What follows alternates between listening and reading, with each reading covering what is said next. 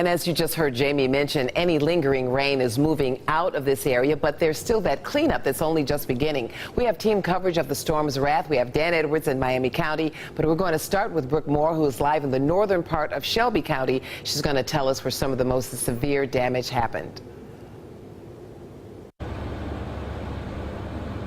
We're here in Anna right now. We're just off 75. I have to say, you'd almost call it pleasant outside right now. It's a little windy, but it's warm and we're not seeing any rain. However, you talked about cleanup there, Marcia, and we spent a lot of the morning in AUGLAIZE County, and that is where the majority of that damage happened here in these northern counties, as Jamie's been telling us. Take a look at this video. This is the most severe damage that we saw out there this morning. Now, overnight, the strongest part of the storms were coming through around midnight. They were seeing winds of up to 70 miles an hour. You just see debris everywhere. Barns, houses out there were completely destroyed. There were just pieces of furniture and wood, aluminum, just scattered all across yards, tree limbs as well. Now, they also tell us that some officials we talked with out there say that the National Weather Service is going to be coming out there now that it's daylight so they can determine if this was in fact a tornado. We actually talked to one man out there who his house, a tree just completely fell and went through the roof. And he could just hear the wind. It just kept going up and up. Usually you just hear it blow through, but this time it's almost like a whistle.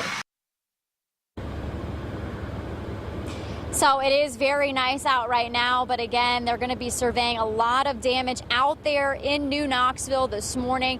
The airport out there, you probably saw in that video as well, had some damage done to it. There was a gas leak there, and Vectron had to respond to that and go out there to clean that up. So right now, from here on out throughout the rest of the morning, it's going to be a lot of the cleanup process there for those folks in AUGLAIZE County. Reporting live, I'm Brooke Moore, 2 News Today, working for you. Now, that severe threat, as you just heard, is diminishing, but we're still keeping an eye on another problem, that is flash flooding. Dan Edwards continues our live Storm Team 2 coverage in Miami County to give us a look at conditions there. Good morning, Dan. All right, we are in Miami County, just south of Troy off of 25A, as we give you a look at some of the road conditions. Going to be wet, and yeah, we can feel some of the mist coming off the cars as they drive by, but this is the real story this morning. All that rain has to go somewhere, and this is where it winds up. This is basically normally a fairly dry drainage ditch, but as you can see, not dry this morning, taking all that heavy runoff from last night's rain in Miami County, here where at times Mother Nature's light and sound show rivaled any 4th of July fireworks finale. Heavy rain, spectacular lightning punctuated a night full of gusty winds, creating an uneasiness for people trying to sleep here in downtown Troy. Streetlights add to the light show, seemingly flashing their warning of standing water that could pose a threat to some. Even the picturesque statue in downtown Troy seems to be saying enough already.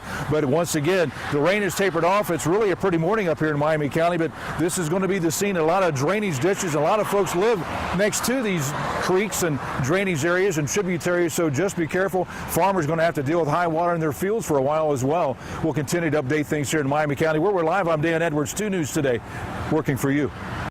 Of course, 2 News is here for you whenever severe weather strikes. Our meteorologists will keep a close eye on live Doppler 2 HD. And remember, when we're not on the air, you can get instant updates anytime at WDTN.com. And while you're there, don't forget to share your weather pictures with us. Use the reported section of WDTN.com or the reported feature on our mobile apps. And make sure to include your name, and also please let us know where you took the picture.